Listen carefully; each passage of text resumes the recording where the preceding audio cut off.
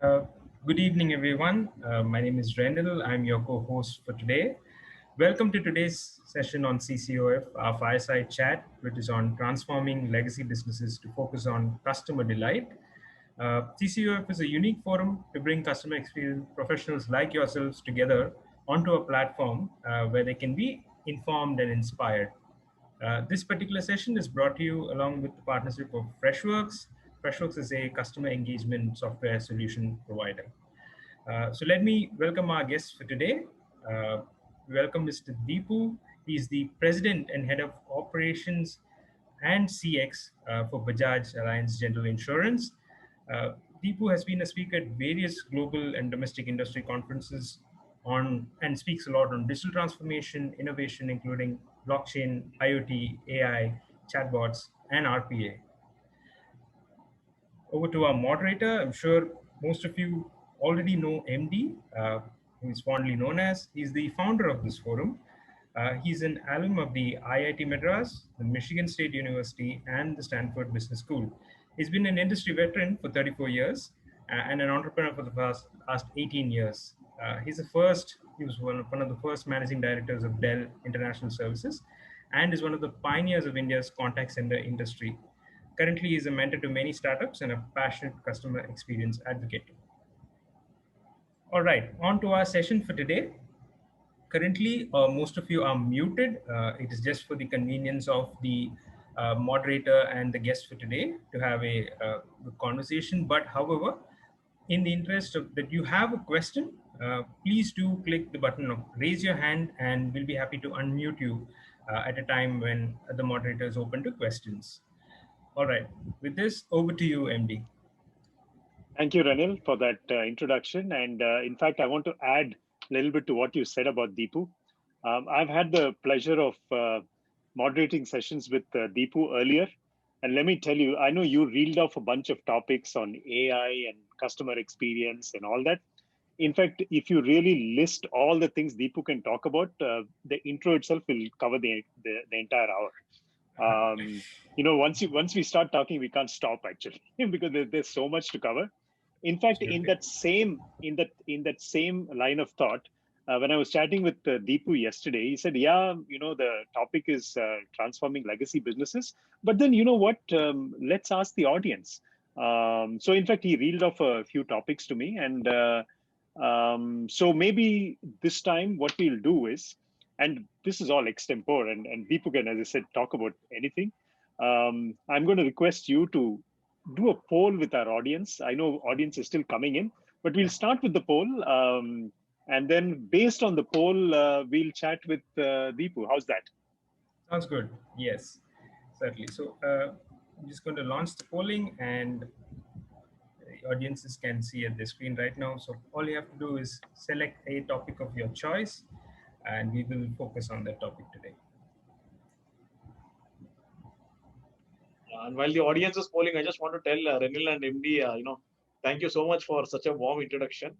Absolute, pleasure to be here, and I'm looking forward to a really engaging chat with both of you as well as the audience, during the next 60 minutes. All right, so we have a. So we can't see online, right? When audience is voting, as in 1, 2, 3, 4, so many people. No, but I can display the results. Oh, okay, yeah. Can you display it to everybody, Renan? I can, yes. Oh, okay, that'll be good. I mean, if everybody can see, I know people are still coming in. Yeah. So, yeah. Right. So we'll probably keep it open for another 10 seconds and then. Yeah, that's fine. Yeah. This is a good way of warming up the audience as well. No, they can basically just look at. I think I don't know if the audience can see the poll at this point, but at least I can see it. Renan, thanks. our topic on transforming legacy businesses right now running, I think, third or something. That's right. There's somebody who's written Manoj to you that you can't see the poll. You should be able to see it, Manoj. Actually, if you've just joined, maybe just give it a few seconds. Even I cannot see it. I'm not able to see it. I don't think we can. I don't think we can vote. Deepu. Hey, I know it Am I says right? hosted panelists cannot vote, but I'm saying that I'm not able to see the graph, which shows. And even Manoj just replied saying he joined before you did, Renil. Oh, you know what, Deepu? I think the problem is mine. I'll just make you a co-host. Maybe then you can see it. Oh, okay. And I guess the same for the audience as well, because they're not able to see. Now I can see. All right, so I'm just going to stop the polling now and display results. We have one clear winner, and we have the last two topics, tying with each other, right? They're absolute tie. Oh, is that so? Okay. That's Yeah. right. So, Wow. there. So it's digital customer experience. By the way, Yeah. I mean, for the benefit of the audience, we've got number 1 is digital customer experience. Number 2 is what, Renan, over here? Number 2 is 2. You got both measuring Yeah, I customer got both. experience as well as the 5-step transformation process. Wow. Okay, great. And we've got a third as transforming legacy businesses. That's right. Technically number 4, since there are 2 in number 3. Correct. And number 5 is going beyond stated customer needs to unstated needs. So here's what we will do. And Renil, you have shared this with everybody, right? Yes, I just stopped sharing. Oh, okay, fine. I just want to repeat to everybody what Renil said. So this time we're going to have live questions. So if you have any questions, raise the hand, which is like an icon within Zoom, I guess. You raise it, and then Renil will kind of bring you into the conversation. So is that okay, Renil? That's perfect. And so Deepu, based on this, we'll go in this order. We never know. We'll start with the first what people have voted for first, and then from there we will see how time goes. We'll then cover the second, the third, and the fourth. How's that?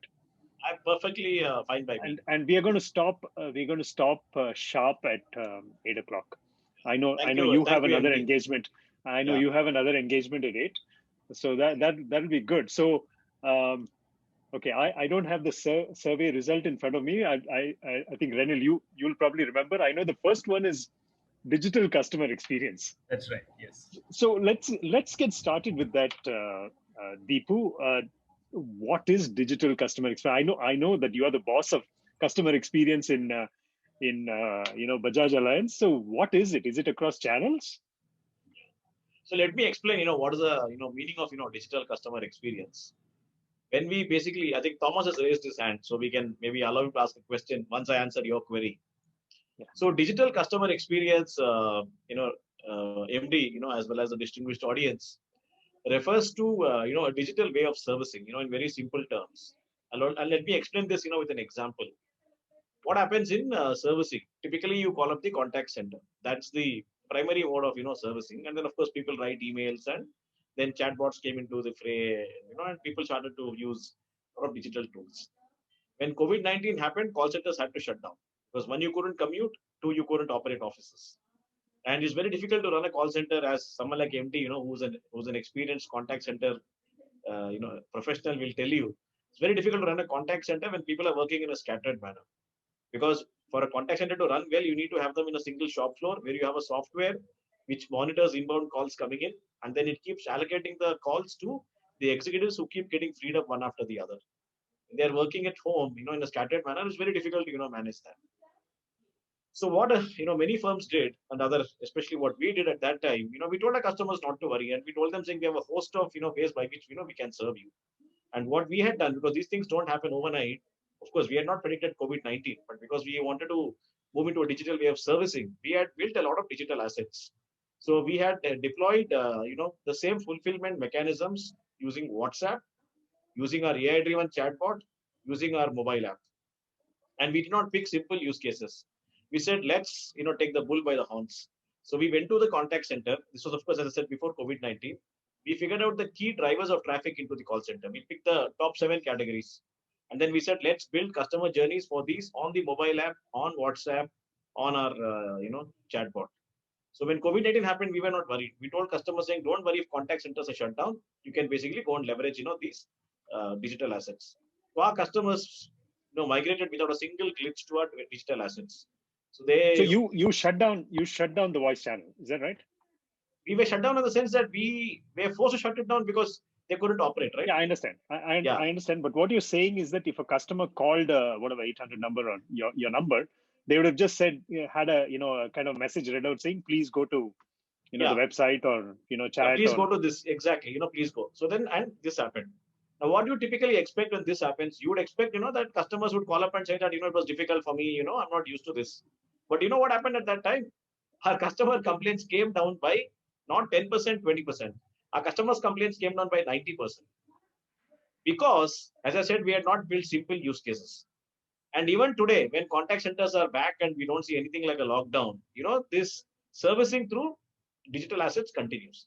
Now, that is the first aspect of digital customer experience, which is that you're servicing customers through machine, not necessarily through man, right? Which is through bot and, app and, portal and, these various assets. The second aspect of digital customer experiences, now digital tools, while they give you cold clinical efficiency, they don't give you a healing touch, right? You don't have somebody empathizing with you. And in our business, care and empathy is very important. So today, people are blending the science of artificial intelligence, which is at the heart of all these tools, with the art of customer centricity. Because customer centricity is an art. It is it is something which involves emotions, and human dealings. So the idea is to combine the science of AI, as I told you, with the art of customer centricity to come out with what we call human-centric AI. So today you find that a lot of bots, a lot of firms are investing in making them mimic human experiences. You take Alexa, right? I mean, the whole idea was to give you, somebody, who, talks to you almost like a human being. And in fact, we visited the, AWS as an Amazon headquarters in Seattle. And we were at that time, this was quite some time back. And surprisingly, they told us that Alexa has received a lot of marriage proposals, from many people who own it. So that just gives you an indication, as to how much, machines have traversed, the human route. So I'll pick these two elements. One is servicing, human beings through digital tools, and the other is making digital tools mimic human experiences. Yeah, long answer to a short query, but I thought I'll just, say, lay down the context. Yeah, why don't we let Thomas ask that question, Renil, and then I'll continue this thing because I have a question on what you just said, Dipu. Absolutely, happy to, MD. Yeah, Thomas, please go ahead. I think he needs to be unmuted, Renil. He's still on mute. He is unmuted. He will have to unmute as well. Thomas, you need to unmute and then ask. Okay, I think while Thomas kind of figures this out, Dipu, you talked about people complaints coming down. When you move to digital channels.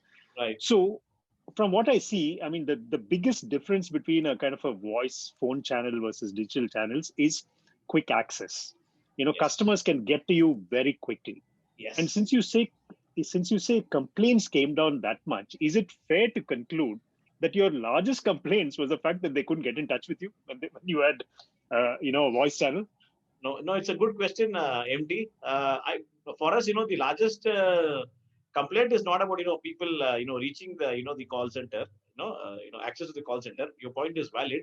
If you look at the insurance industry, the largest complaint category comes when it comes to claims.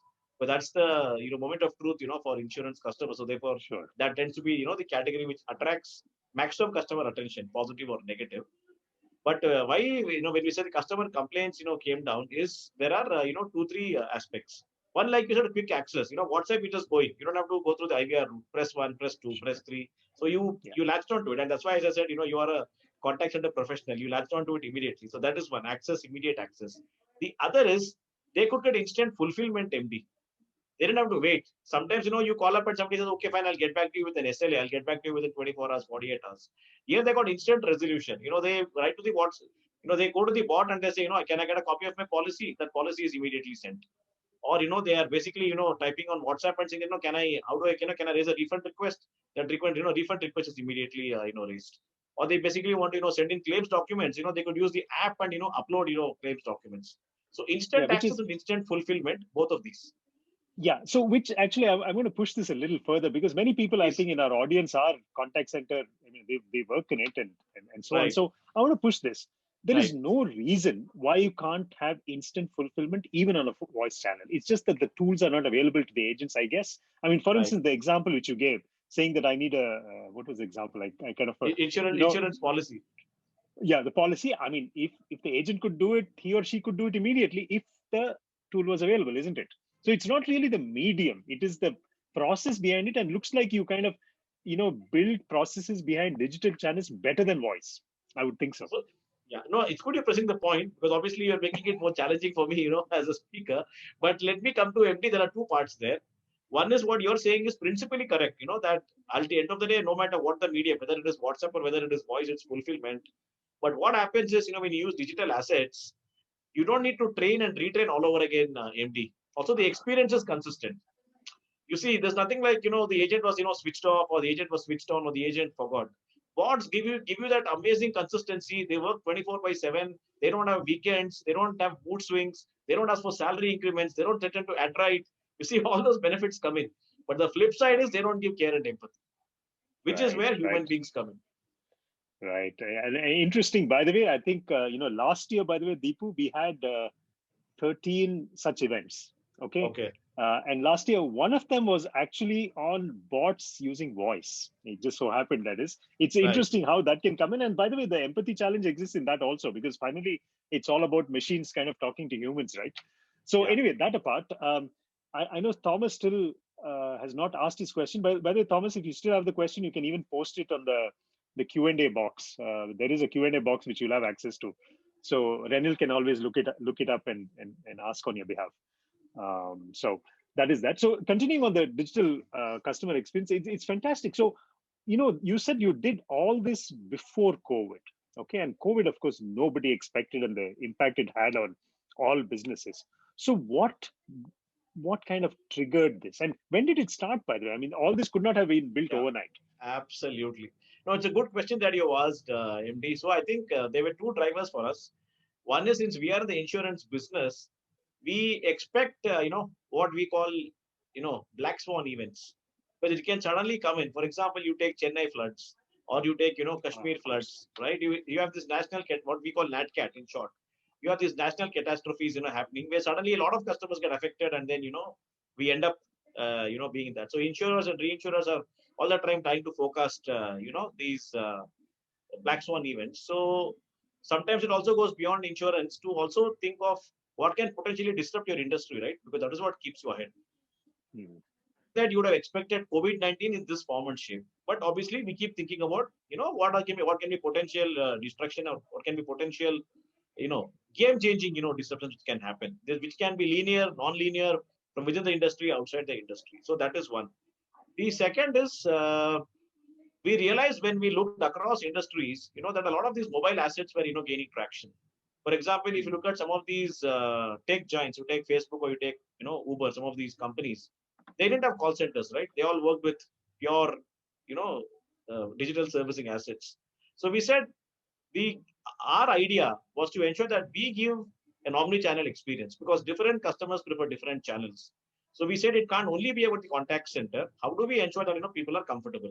So which is why we took the plunge towards WhatsApp, because in India, people are, very, very, WhatsApp. People use WhatsApp a lot. And we said, we need to be where the customer is. We can't ask him to come to where we are. So we said, let's be present on WhatsApp. Let's basically, use an AI-driven, bot. Let's obviously, leverage contact center. And what we also did was leverage, for example, Alexa and Google Assistant, because that's voice, right? It's a different form of, leveraging, non-human servicing tools. Now, the journey started somewhere in 2017, MD. In 2017, we launched our chatbot, the first version of our chatbot. And obviously, it's been work in progress.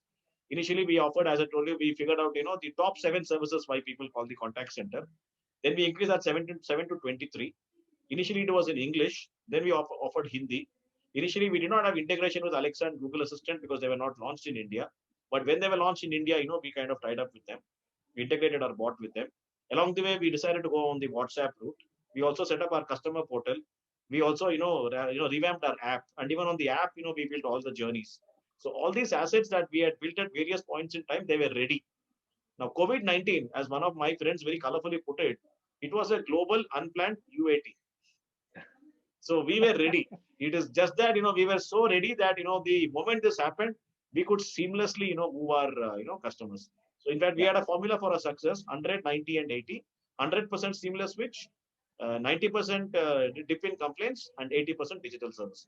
Amazing. And given the fact that you're a general insurance business, so I suppose vehicle insurance and all is part comes under that, which means that even I suppose where it happened, how it happened, photographs, I don't know, whatever other processes you have to, what should I say, validate or even apply for these claims becomes easier through mobile devices. So it's kind of very amenable to working with mobile devices, I guess.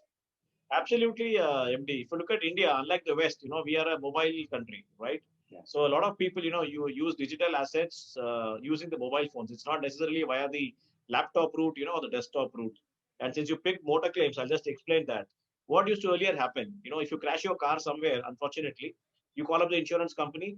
They'll tell you who's the nearest surveyor. Now he may not be present at the site of the crash. He'll be somewhere, nearby. You call him. He has to get ready, come to the place, assess the car, then he submits his report, then the process kicks in. We said, we need to find a different way of doing it.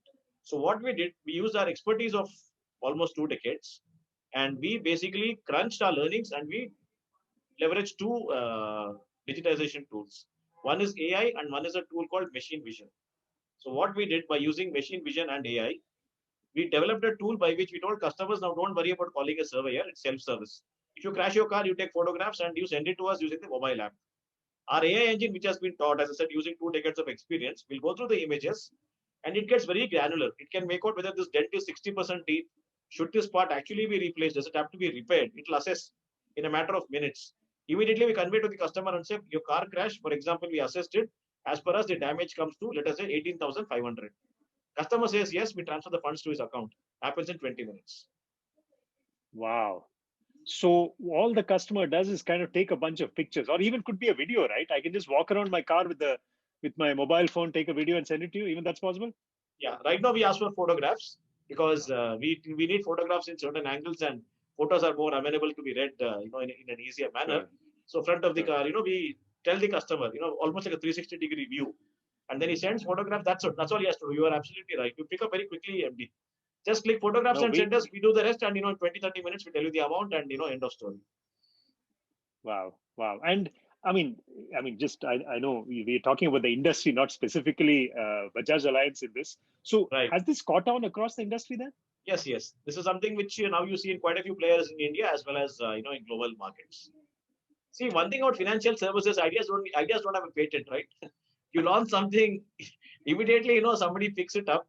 And I guess it's good from both perspectives. For the person who launched it, as they say, the best form of flattery is imitation. So obviously you feel good about it. And for people who pick up, it's good because if you should not have this not invented here syndrome. If somebody has done something good, you also do it. Tomorrow we'll also learn from others, right? And there is no arrogance in knowledge. You should be learn from everywhere else. It's not as if everything we launch, even our competitors launch some good things we can learn from. Yeah, and you've built all this tech, AI and machine vision and all this stuff. So, you're a financial services company or an insurance company. Did you kind of put together a team to do it? Did you buy tools? Did you do both? Because I'm going to kind of touch upon the legacy business aspect of our topic, by the way, because I would think, at least these are some of the perceptions I have, that Bajaj Group. I know it's a forward-thinking group, but still, it's kind of it falls on the legacy side more than the tech side or the novelty side. Given all this, how did you go about doing this? And you started in 2017, which is, given COVID last year, it's 2 years before that. So you would have done all this in 24 months. Yeah. So MD, what we did was there are two aspects. One is we obviously have a core platform, and that core platform has been with us from inception. And that is something where we have embarked on a massive transformation program. So that we basically, initially it was given to us by one of the parents because we are a joint venture, and then we just 2 years ago we decided to transform. And core we bought from outside. We have tied up with a partner, and we have bought the best product available in the marketplace, and we do. And even when you buy from outside, it's a co-creation journey because the platform is available off the shelf, but they just be customized to the specific needs of each company. So we sit with them. They understand our landscape. Then we re-engineer our processes because now when we build it, we want to build for the future. So it's a co-creation model. Now coming to your point around the assets, around whether it's machine vision or whether it's our bot or whether it's WhatsApp or whether it's the range of solutions that we have launched. I'll explain to you in this manner, MD, and you will. And I think that's the best way of understanding it. think of a solution. Let's say we have a set of customer-facing solutions. Think of it like a pizza. Okay, and now let's say a pizza has maybe 12 slices. I'm just giving an example. And firstly, before I talk about the pizza, now this pizza is a systematic effort. Let's say this represents the whole customer life cycle. First the customer needs to be aware of your product, then he buys your product, then he enters your system, then you basically issue the policy to him, then he stays with you through the entire duration of the product. Maybe in between he may opt for a claim in case he has a need to, or he may not. Then it comes to renewals, end of the journey, right? So think of it like a 360-degree view and think of it like a pizza. Now this pizza has 12 slices. So what you do is, let's say these 12 slices represent the 12 parts of the customer journey. So what you do at every slice, right? You ask yourself the make versus buy question. At this stage, does it make sense to make or does it make sense to buy? If it makes sense to buy, I don't have any problem. We go outside, we scout in the marketplace, go through a standard RFP process, and we pick the best partner. Makes sense to make, we make it. So this pizza might have, slice number 1 bought, slice number 2 and 3, made in house, slice number 4, again bought from the outside. So you get the best of both the worlds. And the beauty of this is only I have the view of the pizza. So I don't lose my competitive advantage, right? I have the end-to-end view with me, and only I know which part has been outsourced to whom. And we have worked with a range of partners. So for example, when we came out with our WhatsApp solution, we worked with a partner. We launched IoT-based products. We again worked with 2 partners. When we came out with our blockchain-driven claim settlement solution, we worked with a partner. So we have used a variety of partners. Okay, fascinating actually, and I can understand. I mean, I think the secret sauce really is in your processes. I mean, you can use multiple partners, but the process you put together using them gives you the competitive advantage. So that's hard to kind of replicate. So I'm going to move on to the next one. Renil, what was it? What was number 2 and 3? Was it measuring customer experience? Yes, it was measuring customer experience and the 5-step transformation process. Oh, okay. Let's start with measuring customer experience. I mean, that is, I think, again, everybody in this group who are listening in will kind of relate to it. So, customer experience measurement. Everybody talks about surveys, which means measuring perception. Do you think that's good enough? So, MD, I'll go back to the classic norm that we all learned in business schools, that you can only manage what you measure. If you don't measure it, you don't manage it, right? So even something like customer experience, which is somewhat nebulous, right? How do you measure it? So there are 2-3 ways of measuring it. One is, now if you look at typical call center metrics, those are only metrics on how to measure your customer service department. Those are not metrics which measure your overall customer experience, right? Because customer experience goes far beyond customer service. Customer service is only one department, right? Customer experience is from the time he meets anybody, right? Now he can meet your partners, because insurance is heavily distribution led. He may never interact with the company, but his experience of the partner is his experience of the company. So therefore, across the entire value chain, how do you measure it? So we said, let's look at those metrics which make themselves amenable to measurement all across. So what we do is we focus on 2. One is, every time a customer transacts with you, we basically ask for what we call a transaction NPS score. So every time he calls up at the call center or interacts here and there, we ask. And then that helps us, stitch together and internally measure it, in terms of where do we stand. The other is, it's always good to get an objective view. So through a third party, service provider, who's completely independent, we ask them to do an NPS in the marketplace and come back to us. And we don't even know who the customers are, because these are third party, independent research agencies, right? They just go out, they figure out who are the customers and they come back. And that is called relationship NPS, which is NPS, which is not done at a granular level, but is NPS, which is done at an overall level. If there are customers, they ask about their experience, whereas it's different from transaction NPS. So we use a combination of transaction experience. Transaction NPS is more like bottom up, and our NPS is more like top down. So we use a mix of top down and bottom up. So basically, I suppose the relationship one would be less frequent as well. You'll probably have it once a year, twice a year, something like that. Yes. How do you link the two? Yeah. So how we link the two? Let's take, for example, claims, right? So we can ask experience to rate us, when they have a claims experience with us, right? Somebody who's taken this motor claims, we'll tell them to rate us. Let's say we get a particular score. Now, similarly, the RNPS also happens, right? So when we see the two, together, right? Now, of course, it's a coincidence if both the scores are going to be the same. It's not going to happen, right? It's one. But when you see the two scores, and also we get some deep dives here from a transaction NPS, we also take some feedback as to what is good and what can be better. Similarly, we get from the RNPS perspective. We club the two, and then we get a fair idea of where do we stand and what are the actions we need to take. And then we again repeat the cycle 6 months later. The good thing is because we have been able to convert the feedback into projects, the scores, while I can't share them, our scores have been, secularly on the increase. Yeah. So do you get verbatim kind of feedback as well, along with your yes, NPS? Yes. What the NPS 0 to 10, 1 to 10 kind of thing you do? Yes, we do that, and then yes, you're right. We take verbatim feedback so that we can take projects, because every customer feedback is a learning experience, and you can use feedback to convert these into institutional and structured, solutions. Yeah. So let me put myself as a customer, interacting with the general insurance, and I'll stick to motor insurance because I'm a little more familiar with it more than anything else. Sure. So I would think there's always a first time I buy a new vehicle, and invariably wherever I buy a new vehicle, there's insurance comes with it, right? That's a given. I don't think anybody even looks at it, and some deals also get done, with the dealer at that point. Then comes the renewal. Okay. And renewal, I know this. I just don't know how people get to know it. It's so leaky, this whole bucket is.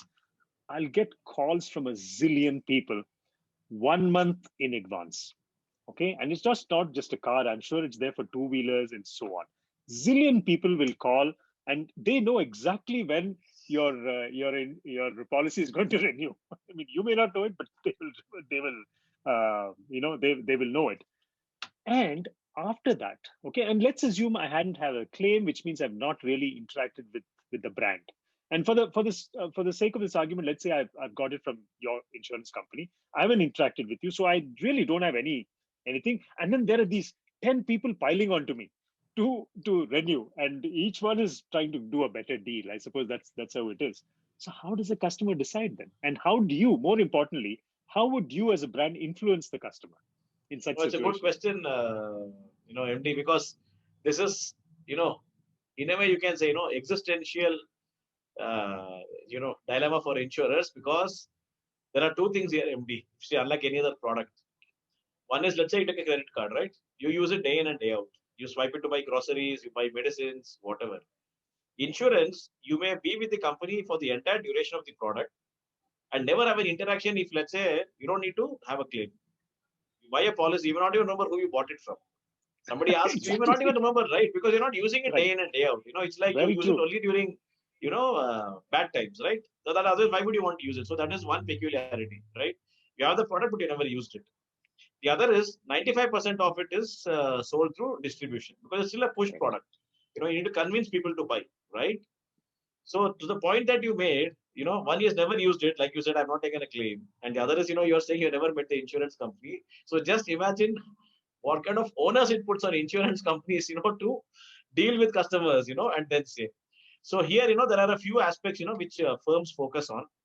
One, of course, is you talk about all your strengths, right? Be it the kind of products that you have, or be it, the service that you provide, or, the overall features, like any industry would do, right? You basically try and communicate, that.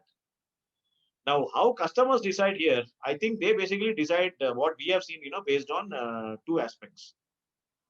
One is in this push, it goes by who pushes you more. Maybe there is some guy who's pushing you very hard, and you kind of, even if you get annoyed, but you like his persistence. And the guy also may throw in, a couple of emotional statements like, sir, please do it. I've already invested a lot of time in you, so please do it. Otherwise, I'll lose my commission. So, the distributor has a way of. Better still, they show up at your doorstep. You can't chase them out after that. Exactly. Especially, somebody, who's a good, I presume, a good host like you, right? So one is, the kind of pressure, the distributor puts, so that they go by the, distributor's pressure. The other is today, with the access to information available at fingertips, a lot of people, read up on the internet and they form their own opinions, right? And then, they basically, decide, especially because if you've not had any experience of a claim, right? Then you have to go by, second-hand information, because you're not had first-hand experience. Now, the second set of customers, those who have experienced the company, for them, that becomes, the primary driver. So you have two experiences. One is when you initially buy the policy, because that is your first interaction with the company. And your second experience, which is really, very significant in insurance, is then when you file a claim. So which is why, for example, we focus a lot on the claims process, because We actually want to pay every genuine claim at the, as quickly as possible, because that's the reason you buy insurance, right? And maybe in a subsequent question, time permitting, I can tell you some stories and real stories of how we actually went out of our way to pay claims. Yeah, actually, we have a question now from Manoj. Sure. I think let me just read it out. Yeah. What was the response rate like, and also could you throw some light on any recommended steps to increase the response rate? I suppose he's talking about the surveys. Yeah, so I know okay. He's talking about the survey, right? Okay.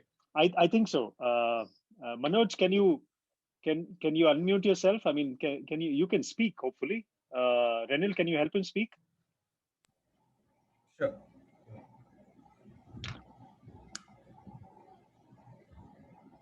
Dipu, I this is the think he's first time clarified. He's clarified. Yes, He's clarified that he was referring to the okay. Thank you. NPS. Thank you. Yeah, go ahead. Yeah. So Manoj, it's a good question. So see, the response rate is obviously not 100%. Let's be transparent about it. Whenever our NPS, I will have no idea, because that is completely done by an agency where we just tell them to do this on our behalf, and we don't know who are the customers they meet, because it's kept absolutely objective. We have no idea who are the customers whom they go and meet. They go and figure out their own customers in the marketplace. Figure out how do we fare compared to our competitors, and then come back with insights, right? So there, obviously, what is the response rate, all of that, that agency takes care of. Now, when it comes to transaction NPS, to the point that you made, now the response rate here, will vary depending on the event in the life cycle, right? Maybe the customer is very stressed. Either they will give feedback or they will not give any feedback. It depends on the product also, whether it is health, whether it is motor, and it depends on, various factors, right? Now, to the point that you made, the second question, which is, can you throw some light on any recommended steps to increase the response rate? There is only one step in this, Manoj, or rather two things to focus on. One is you need to make sure that the customer responds immediately. A lot of times, we tell customers, can you please, do it later on. For example, there is this, shop that you go to, like Decathlon, if you go to, at the billing counter, they ask you to kind of respond immediately, right? In many places, you will see they ask you to respond, and then the, bill is given to you. Now, imagine if somebody told you saying that, take the bill, please do it when you go outside. Or the moment the customer is out of your grasp, the response rate will fall. So one is make sure, he kind of, responds immediately. Almost he responds, before he comes to the end of the process, that is one. The second is to make it very easy. It should be like one click. What happens to a lot of people is, can you just take 5 minutes, just 3 questions, and customers don't do it, even if it is very simple. So do it instantly and just one click, like, red, green, yellow, or something. Then, the response rate can go up dramatically. Yes. And also, I think in your business, given the fact that your main interaction is claims, there is an emotional feeling at the end of it. I mean, you've got a check, and these are not small checks, at times, and so there is that much more, shall I say, tendency to respond to a survey one way or the other. You got it absolutely right, MD. In fact, there are many occasions where you have to tell customers that we came to your aid when the world ditched you. It becomes a very powerful moment for customers. Yeah. In fact, you can get some fantastic verbatims in such scenarios. Oh yes. And so on. So okay, let's carry on, Dipu. I think we got another 20 odd minutes remaining. Let's get to this five-step transformation process. I'm actually surprised that people kind of voted for this without knowing what transformation are we talking about over here. Yeah. So why don't we talk about what transformation is it? What is this 5-step? Why not 6 steps? Why not 4? What are we talking about here? Right. No, 5 steps is essentially it's a very simple process. Now there is one thing I just want to share before I get into it. There is a lot of focus sometimes on making things jazzy and complex, because we love solutions which involve blockchain, IoT, artificial intelligence, machine learning. We just want to say that I launched this. And sometimes, there's a tendency to launch out to the latest buzzword. I remember, once I'd gone for a conference where somebody said, mere ko na ek blockchain ka solution chahiye. Now, he doesn't know what the problem is, right? He just said, I want a blockchain solution. So I said, this is like going and telling a doctor, right? I need a medicine without knowing what the ailment is. So the first step in this process is You need to know who your customer is. And there are firms, like for example, Amazon always keeps an empty chair saying that, this represents the customer.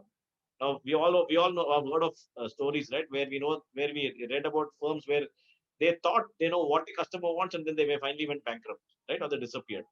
So the first step is to really figure out, what your customer wants. And while it looks very simple, I have seen that this is a step which is missed by most organizations. Very important that you actually go and ask your customer, what do you want? One is that if you have, call centers and, grievances, flowing through various channels, anyway, you get live here on a daily basis. Or if you don't, at least go and ask customers, that's something which should not be short circuited. In fact, very often people say, hey, I've been in this business for so many years, I know what customers want, right? So that's one. Clearly, always ensure that you speak to the customer and get it. Now, the second aspect, which a lot of firms miss out, is when you hear customers, how do you differentiate yourselves, right? And I'll give you an example. Let's say somebody says we use data, but then everybody will use data, right? How do you differentiate yourself? You differentiate yourself by saying that I will look at data and I will also use, let's say, my gut feel. Otherwise, if everybody is going to use data, then yours is no different, right? So therefore, the point I was making is, when you listen to customers, not only about listening to what they state, it's also about listening to what they do not state. Because very often they have some needs which they don't express. And I'll give you an example. When when the COVID-19 pandemic hit us, what did most firms do? Everybody went into a copy paste mode. If you're working from office, how do you work from home? So give people laptops, give them access from home, give them maybe reimbursement for Wi-Fi. And so cyber security is in place, right? That's what everybody did. And everybody said, let's forget a digital way of working, let's ensure access to mobile app, let's give access to scanned images, so on and so forth. Where we differentiate ourselves was, for example, I'll give you one example. We tried to figure out what are some unstated needs of customers. So one thing which we figured out is that our customers, while they did not tell us, is but we could sense from the kind of feedback, by reading between the lines. Those times, March, April, when everything was shut down, if you have a slight ailment, where do you go? You can't go anywhere. One, because of a lockdown. Secondly, everybody said, let's prioritize COVID-19 and critical cases. So where do you go if you want access to basic? You have a real, you have a stomach ache, you have a headache, you have some ailment, right? And you can't wait. So what we did, we came out with a doctor on chat option on our mobile app. We have a list of empaneled doctors. Very simple but very powerful solution. So all our customers had to do was log into the mobile app, speak to the doctors, get a digital consultation, and then just go to the medical shop and buy medicines. And now when we launch it, while it looks very simple, a lot of our customers then came back and told us that this could have been done not only by you, as in it could be done by our competitors, it could have been done by anybody with a mobile app. Why did other firms not do it? You see, digital assets, they neutralize industry boundaries. So the second and most important step is to go beyond customer stated needs. The third step is, yeah, sorry, MD, go ahead. No, sorry. You finish your five, because I have a question on that point. Yeah. Then the third step is, once you do this, is then you basically need to, understand what your current landscape of systems and processes are. Because very often we find that it's not centered on the customer. Let's take our own, insurance industry. If you go to a company, suppose it's a motor insurance, like you said, MD, they'll say, go to the car insurance department. You say health insurance, they'll say, please go to the health insurance department. How many of them will say, okay, fine, let me see, okay, oh yeah, you've got, 6 policies, and therefore, let me do, let me give you, an MD centric as an U centric, I can help you, right? They will say, no, for this department, go there. So then we have to re-engineer, these processes and systems to make them customer centric. And then the fourth one, once we do this, third is to basically assess, and then the fourth is to re-engineer. First you assess, and then you re-engineer. And the fifth step, only then do you launch your tech stack. So why we call it 5 steps is because most people jump to step 5. I have to launch AI, I have to launch ML. It doesn't help. Then when the rubber hits the road, you'll find that your POC has not yielded success. So it's very important to go through this 5-step process to basically come out with real transformation. And I can tell you one thing with conviction, that we follow this, and our POC success rate is almost close to 100%. We haven't had white elephants created. Amazing. That's amazing. So this is actually the transformation to actually get digital contact or any process change working with customers. Actually, that's fascinating. Right. I had a question. You talked about the example you gave of providing doctors on call to customers. Initially, when you were saying that, I thought you were giving it to your employees. Then when you said customers, fascinating. Because I'm going to relate this back to the earlier conversation which we had, where we talked about the fact that if there is no claim through the year, There's no contact. They don't know who you are. Okay, they don't know who the insurance policy is from. Here's an opportunity with what you did to actually put your brand in front of a customer for something else completely. And that's the reason I said you're very sharp, MD. You have picked up the nuances of the industry through all the comments that you made. Exactly. So we came out with the doctor on chat. We came out with an AI-enabled bot for COVID-19 self-assessment without having to go to the clinic. We came out with a contact tracing tool appropriately called social trackback. So when we came out with these tools, not only did we meet customers' unstated needs, but we also ended up creating a situation where they were interacting with us for non-insurance reasons. So our engagement picked up dramatically. Just to confirm, you're a general insurance, right? You're not health insurance. In general insurance includes health. We do all forms of insurance excluding life. Okay. We don't do life insurance, but we do everything else. So the motor is the biggest one across the industry. Health is the second biggest. Got it. I think we have a question from one of the participants here, right. Thomas. Good, Thomas. Finally, you managed to put your question here. Can we correlate NPS, the product quality, and up to what extent or percentage we can correlate, or should we targeted customer to depend on NPS? Basically, he's trying to see if NPS can correlate with other things, especially with quality, I think. Product quality. So I think, Thomas, basically here you'll have to do a second level of check with the customer, because what is NPS? It's basically a very simple question. That's where the beauty is in simplicity, right? You basically ask customers saying, will you recommend me? Customers will say yes or no, right? And that's why we have neutrals and detractors and promoters. Then you need to ask questions, which area? For example, if you look at insurance, suppose somebody says yes, what do you like? They may say, I like the fact that you issue policies quickly, or the fact that you pay claims. So when you do a second level of check, right, rather than trying to interpret, it's better to ask customers. Then you can get actual, feedback. So that is one. The second way of doing it is to do segment-wise NPS. So do an NPS, when you launch a product, or do an NPS specific to that. Then you can get NPS by segments. So sometimes we do segmented NPS, and then we get to know in that area what is there. So either you do segmented NPS, or you do NPS and ask deep dives, and then based on actual customer data, you can go and take actions. But it's better to find out than to guess. Sure, absolutely. Dipu, we'll just spend maybe 6-7 minutes on the topic which we intended to start with, which is legacy businesses, because that was, I know, number 4 in our poll at the beginning. So let's just touch upon it before closing. So legacy businesses, what is a legacy business? Is it just a business which has been there for some time, or is it brick and mortar as compared to all these fancy digital businesses which are about? And how do you even define this? So I think, MD, if you ask me, again, as I said, I'm a great believer in simplicity, because it helps you really communicate well. I think when people say legacy, I think underlying it, I think what they're trying to say is that you need to unlearn before you relearn. Net. Because then it's not about just going from 0 to 100. It's about how do you go from a -100 to a 0. So you need to unlearn the old way of working. So empty your mind first, and it's not easy, because for years, those patterns have been instilled into your mind. How do you overcome the past patterns, empty your mind, and then, fill your mind with the new way of working? So I think that's where I think, people say legacy, because they'll say it's not as nimble as a startup that you can start from day one. You need to manage all these people who have ideas in their minds, utilize the ideas, and then teach them new way of working. That's a fantastic way of defining, Dipu. I think absolutely that's a very, very simple answer to that. So, I mean, how do you bring transformation to such a business? Especially because I think you pointed it out. There are a lot of pre-existing ideas. People, I'm sure, have been around for a long time. They have their way of working. So how do you change it? So to my MD, again, to my mind, there are 3 principles which we need to apply. The first thing we have to understand, and this comes from, Lean Six Sigma training. I'm a certified Lean Six Sigma black belt from GE. The first thing is, when you focus on change, why do people resist change?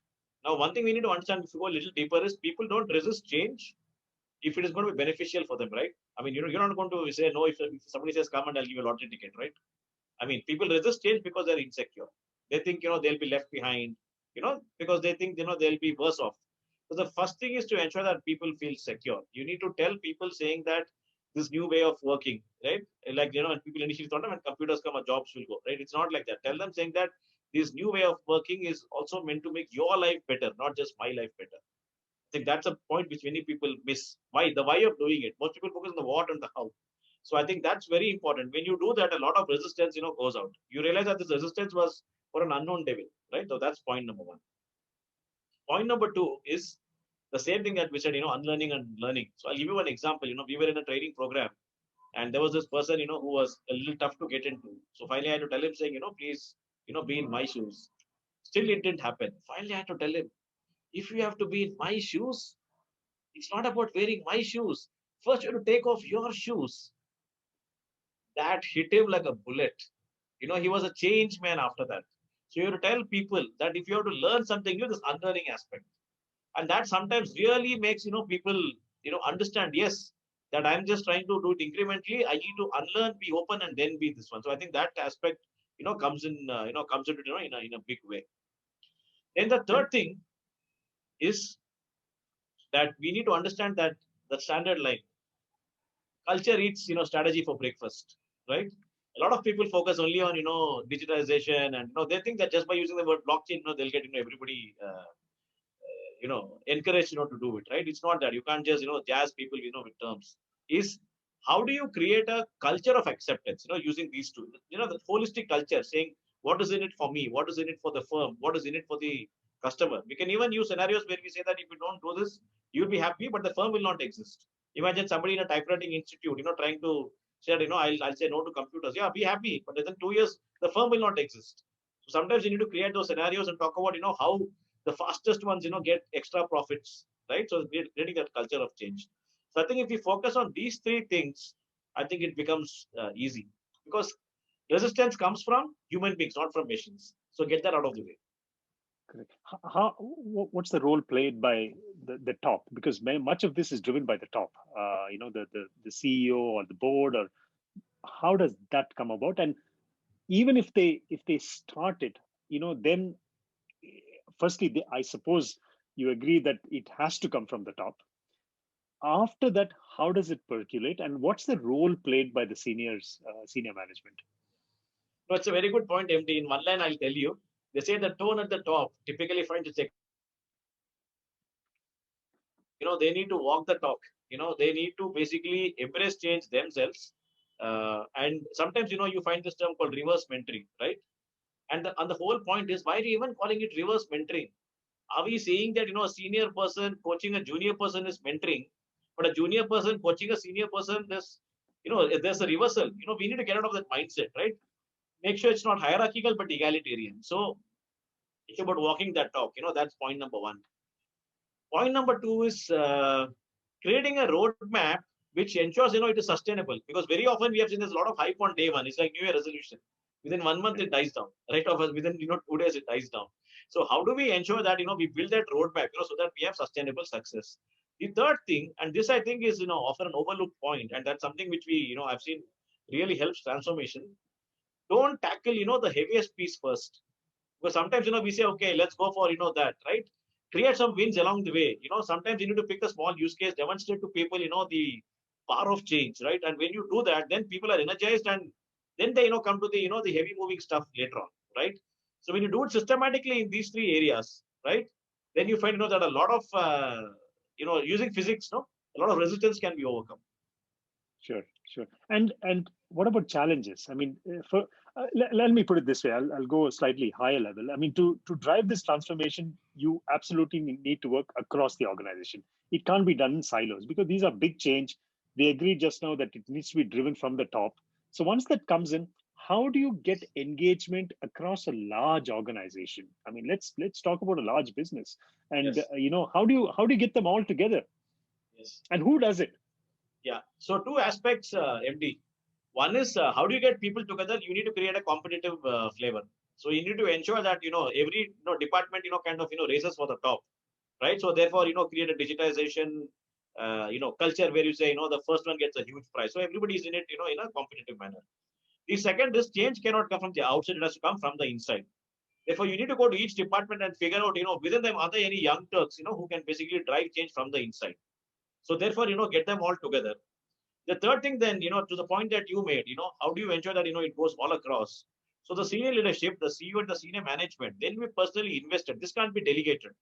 So if there is, for example, let's say a formal review mechanism, they need to be doing it at whatever defined frequency so that people know it's for real.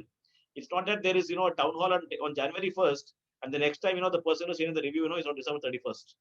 It cannot happen that way. So I think these three things will help drive it. Yeah, fascinating.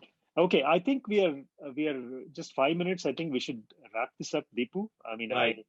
I mean, this has been fascinating, and the thanks to everybody to participate in the poll and kind of make the entire order of things upside down. I mean, what we Right. wanted to speak first, we spoke Right. last. Hopefully, Right. we've covered a whole lot of interesting points. And Dipu, thank you once again for communicating all that experience which you carry with you, and thanks to the audience as well for being so patient and asking few questions. And I also want to thank Freshworks for supporting this event. As Renil pointed out, they are a customer engagement automation company. And with that, Renil, can I hand it back to you? Certainly. Thank you, Dipu. Thank you, MD. I think it's one of my most fascinating sessions I've had, and it's a great session to start the year off, at least for us together. Once again, I thank the audience as well for joining in. Should you have any further questions to Dipu or CCOF, or if you want to know more about Freshworks, please do reach out to CCOF or MD, and we'd be happy to answer them.